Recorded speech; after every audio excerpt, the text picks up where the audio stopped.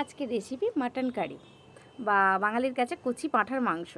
তো এর জন্য আমি আদা রসুন সব কিছু শিলে সুন্দর করে বেটে নিয়েছি। শিলে বাটলে টেস্ট একটা অন্যরকম আসে। তো এর জন্য আমি অল্প একটু আলু ভেজে নিয়েছি, হলুদ আর নুন দিয়ে আলু ভেজে তুলে নিয়েছি।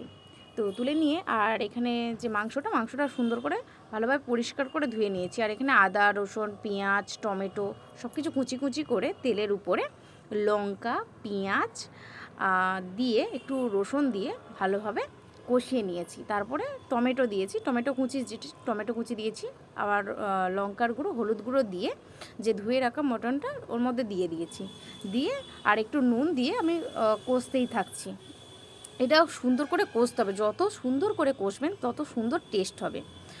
আর একটা কথা কি বলুন তো, এই মটন কারি বা কচি পাঁঠার মাংস এই জিনিসটা বাঙালির কাছে একটা অন্যরকম একটা মানে লোভনীয় একটা আইটেম।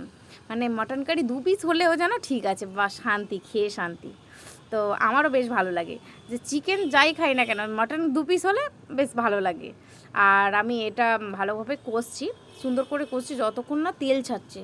আর এর যত সুন্দর করে কষবেন এর যে স্মেলটা থাকবে না।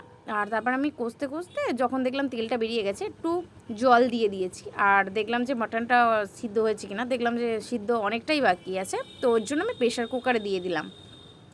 প্রেসার কুকারে একটু তলায় একটু সামান্য জল দিয়ে আর আমি মটনগুলো দিয়ে আমি 3টে সিটি মেরে রেখে দিয়েছি।